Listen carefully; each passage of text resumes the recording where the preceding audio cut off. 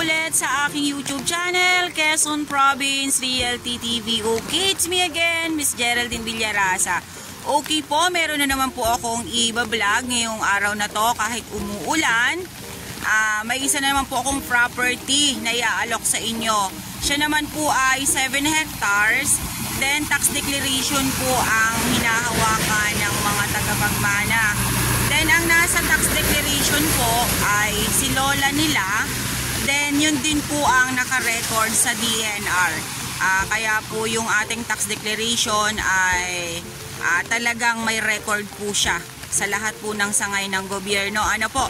Ito pong tax declaration na to ay meron po siyang barangay road na nakapropose. Yun po yung daan ngayon ng mga tao na pag sila po ay naglalabas ng mga produkto nila ng nyog or ng lukad, ay dito po nila idinadaan sa nakapropose na to na barangay road. Pero hindi pa po siya na talaga totally na develop or na cemented. Mula po doon sa town proper ng Tagkawayan, Quezon, nasa 1 kilometer po mahigit ang layo niya. Then ito pong property ay miminutuhan ko yung paglalakad ko po ngayon kasi naulan po talaga. Ito po ay nirush ko lang po talaga ng pagbablog kahit po umuulan. Go po ang inyong lingkod. Okay po, tara po at papasukin po natin ang 7 hectare ng Tagkawayan, Quezon. Okay po, ito po yung nakapropose na barangay road papunta po dun sa property. Ayan, kita naman po natin na talagang may nakaumang na po siya na kalsada. Siya po ay miminutuhan ko. Ano po? Papunta po dun sa area. Pasensya na po talaga dahil umuulan.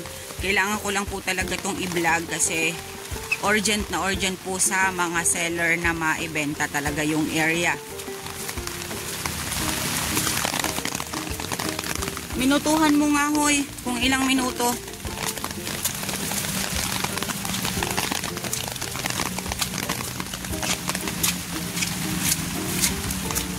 Ayan, sudsud na lang po ang kailangan dito. Dito po sa may bandang bungad, hindi naman po siya hassle kasi pantayin po yung kalsada. Ano po? Ayan, ito po ang medyo paslant itong side na to. Sa ngayon po talaga ay lakad lang po muna tayo. Kasi yun nga po, hindi pa po siya talaga na sudsod ng pison. Ayan.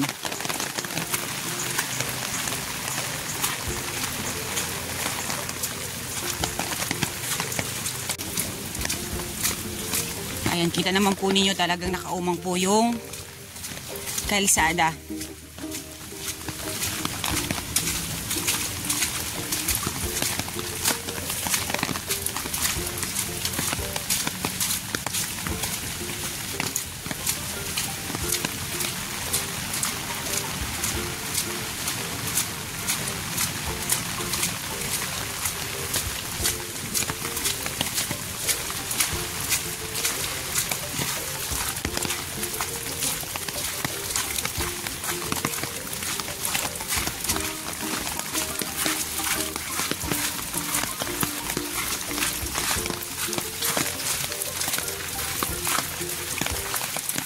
Hindi naman po talaga siya totaling madulas na madulas kasi yung pong lupa niya ay mabuha-buhangin.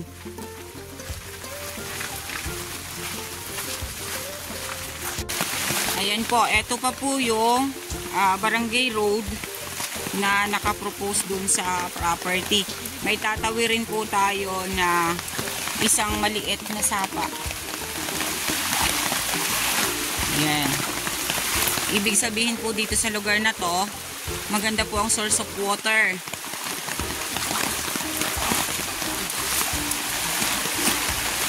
Isang box culvert lang naman po ang magagamit doon. Then ito po ay kadugtong pa rin po nito kasi umikot po yung sapa dito sa lote na dinadaanan natin or dito sa kalsada. Okay guys, nalakad nilakad ko na po yung mula dun sa National Highway hanggang dun po sa nakapropose na kalsada. Ayun nga po, may tinawid po akong, isa lang naman po siyang sapa, nga lang umekis-ekis po dun sa barangay road na nakapropose. Then bali, 3 po siyang tawid. Ano po? Pero yung sapa po na yon ay ang lapad lang po niya doon sa 2 hakbang hanggang 3 hakbang lang po yung lapad na. Yun naman po ay isang box culvert lang. Okay na po siya. Then, yun nga po, mula po doon sa National Highway hanggang doon po sa nakapropose na kalsada ay nasa 19 minutes ko po siyang nilakad.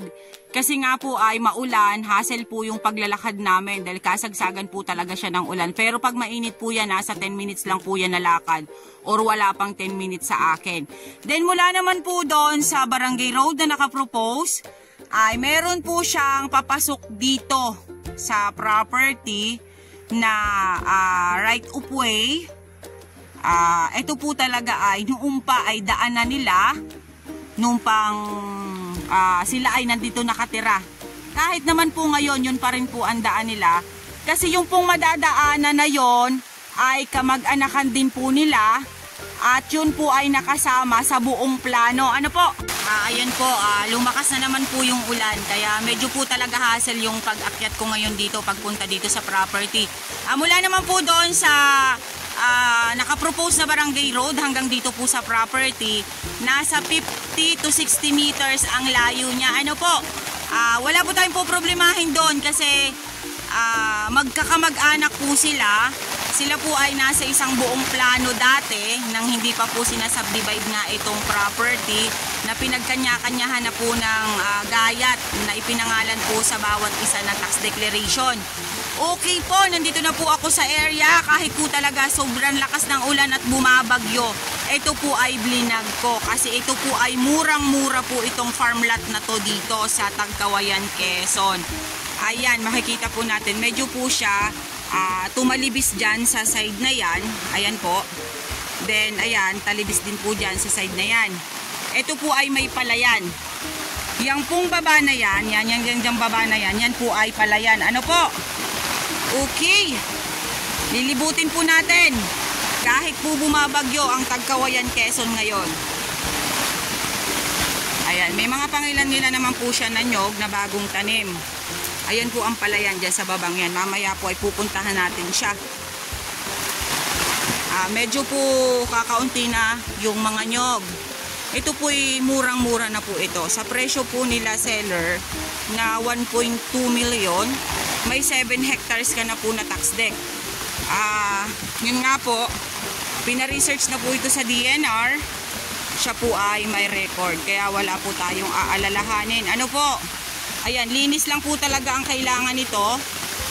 Then, pwede na natin siyang pataniman na kung ano pong ipapatanim natin, kung nyog or mga prutas. Kasi ang magandang prutas po ngayon na talagang iminamarket ay mangustin at durian. Ayan, meron na po ako isang fruit bearings na nakikita. Ayan pong natututukan na yan ng aking camera ay duhat. Then, ayan po mga pangilan-ngilan na nyog. Okay po. Ayan po yung hindi na ino-occupied na palayan ng mga seller. Ano po? Ayan. Yan po ay sabi sa akin kanina nung tagapagmana, yan po ay nasa 5 pitak pag yan po ay inayos. Ayan, medyo lang po matubig talaga sa ngayon dahil malakas po ang ulan. Galing po sa bundok yung tubig na yan na dumadaloy dito. Hindi po siya sapa ha. Ito po ay palayan.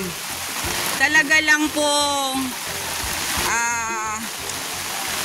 mababaw ang tubig dito sa area. Okay, dahan-dahan po ang inyong lingkod kasi talaga baka madulas, baka sumemplang. Ako pa naman po ay lampa.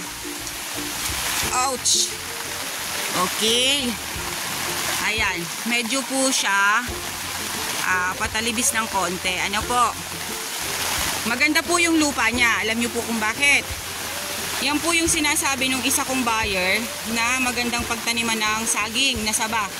Kasi mabuha-buhangin po yung lupa niya. Hindi talaga siya yung putik na malapot na pagka nababasa ng ulan ay nagpuputik or dumidikit sa paa or sa tsinelas. Siya po ay hindi. Mabuha-buhangin po talaga siya.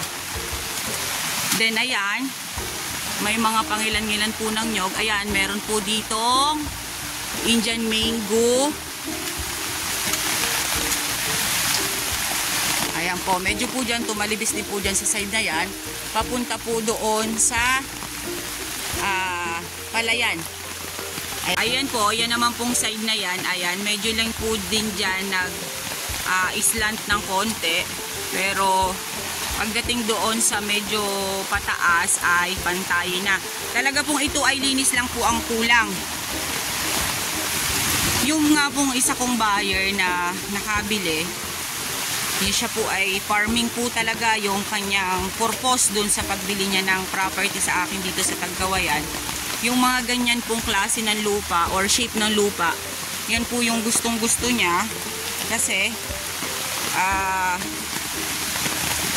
maganda daw po yan sa mga halaman or sa mga prutas kasi patalibis. Totoo naman po talaga yon.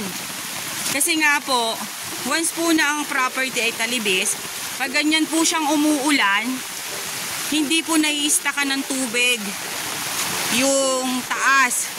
Bumabagsak po siya dito sa baba ang tubig. Kaya hindi po mabubulok yung ating mga pananim or mga gulay. Ayan. Pasensya na po kayo at talagang sacrifice po itong ginawa ko. Sa kagustuhan ko lang pong i-vlog itong property. Ayan, may mga pangilan-ngilan po siyang mga bagong tanim na nyog.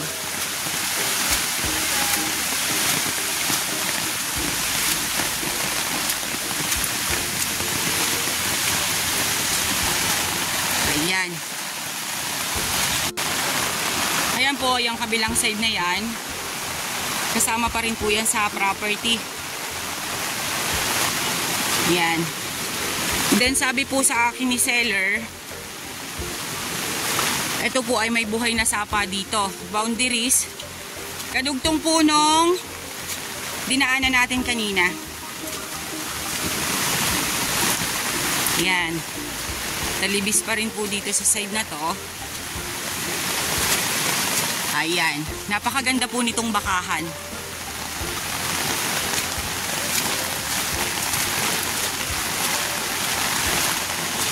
Dito po kasi sa Tagkawayan, Quezon, kahit po sabihin na ang property ay inner lot, lahat po talaga dito ay may nakapropose na kalsada. Yun po ang kagandahan dito sa Tagkawayan. Hindi man po natin alam kung hanggang kailan po di-develop yung kalsada, pero talagang siya po ay nasa mapa po ng assessor. Okay po, linis lang po talaga yung kailangan dito sa area. Ayan, ito pong tayo ko pong ito. Ayan, overlooking na po siya. Ayan. Yan po ang kabundukan ng Tagkawayan, Quezon. Then dito po magandang magtayo ng bahay. Ng bahay bakasyunan. Ayan, may mga batino po dito sa side na to. Ayan, then pupuntahan po natin yung dating pinagtayuan ng bahay nung matatandang seller. Yun nga po masasabi ko po sa inyo, talibis po yung property. Ano po? Then, medyo hassle yung pagpunta ko. Kasi nga po ay umuulan, mabagal po yung paglalakad namin kasi ingat na ingat po talaga ako dahil lampa po talaga ako pagka ganitong mga madudulas. Pero kung tag-init, yakang-yaka po ng aking mga paayan. Ngayon, ang kagandahan naman po nga, sabi ko nga po sa inyo dito sa Tagkawayan, Quezon, kahit inner lot po ang makukuha ninyo, meron po talaga siya sa mapa lagi na nakapropose na kalsada. Kumbaga po sa subdivision, kada kanto or kada likod ay merong kalsada na naka-umang or naka-plano. Yan. Then yun nga po, sabi ko nga po sa inyo, talibis yung property. Pero saan pa po kayo kukuha ng pinakang murang property? Ito na po yung pinakang mura. 7 hektarya, 1.2 million lang siya. Linis lang ang kulang. Then patataniman nyo na po. Siguro po mga ilang taon lang po ang lilipas. Pag ito po ay napa-improve ninyo itong property na to. Ang 1.2 million po ninyo ay kumbaga kuhang-kuha nyo na po dun sa mga produkto na inyong itatanim sa lugar na to. Ayan, naririnig ko na po yung lagublob ng sapa dito sa boundaries. Medyo hindi ko na lang po siya talaga mapupuntahan. Ano po? Kasi napakadulas. Baka po ako'y sumemplang pababa. Okay guys, sabihin nyo na po ang property namin. Dito po ito sa Tagkawayan, Quezon. 7 hectares, tax declaration. Then ang nakapangalan po sa tax deck at saka sa record po sa DNR ay ang kanilang lola na nakapangalan po sa deklarasyon sa assessor. Then mula po doon sa town proper ng Tagkawayan hanggang dyan po kanina sa National Highway ay nasa 1 kilometer po ang layo niya. Then mula naman po siya National Highway hanggang dun po sa nakapropose na Barangay Road ay 19 minutes ko pong nilakad. Kasi nga po, yun nga po sabi ko po sa inyo ay hassle ang paglalakad ko dahil ang lakas po ng ulan. Bumabagyo po talaga sa amin ngayon dito. Then may tinawid po akong isang ilog, sapa na nag-ikes lang po kasi siya doon sa Barangay Road na nakapropose kaya bali po 3 yon. Box culvert lang po ang kailangan doon. Then mula naman po doon sa nakapropose sa Barangay Road, meron po siyang 60 to 50 meters na dadaanan doon sa kanilang pinsan na tax declaration din po. Yun po kasi ay isang buong property. Kumbaga ay sinubdivide po, yun po talaga ay sa lolo nila. Lolo po nila ang nagmamayari. Then sinubdivide po, ipinamigay sa mga kapatid. Kaya iba-iba na po yung mga may-ari, mga magkakamag-anak po. Kaya wala po tayo po problemahin doon sa kalsada na papasok dito sa property. Yun nga po, 50 to 60 meters lang po ang layo niya. Then ang property po ay medyo pa-slope. Ano po? Then napakaganda po ng kalidad ng lupa niya kasi mabuha-buhangin. Yun nga po, banggit ko po sa inyo kanina. Yung pong aking isang buyer na gusto pong tanim ng mga gulay dito sa Tagkawayan ay sinabi niya po sa akin na mas maganda po ang lupa ay mabuha-buhangin kasi mataba po ang lupang yan. Maganda po yung pagtaniman ng saging, ng mga prutas gaya ng mangustin at saka ng durian kasi yan daw po ang magandang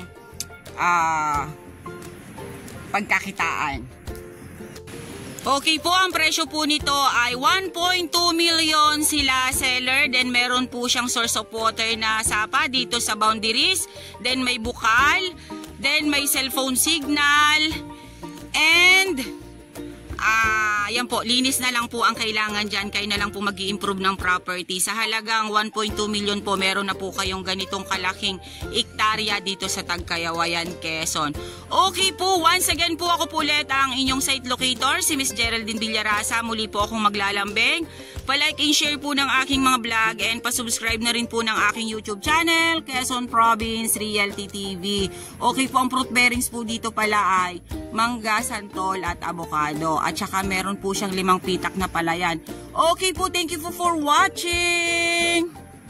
Ayan po, may nakita pa rin po ako ditong isang fruit bearings. Ayan, lukban. Yung side na yan. Okay guys, sabihin nyo na po ang property namin. Dito po ito sa Tagkawayan, Quezon. 3.5 kilometers ang layo niya sa National Highway. Then along Barangay Road po siya, along Cemented Road. 50 meters po ang lapad niya dun sa Cemented Road. Then buhay po ang nasa title, TCT. Yun nga po, nabanggit ko na po sa inyo. Siya po ay 6.7 hectares. Then siya po in-apply ng lost title pero releasing na po yung second ownership. Then ang price po niya is 6 million slight nego.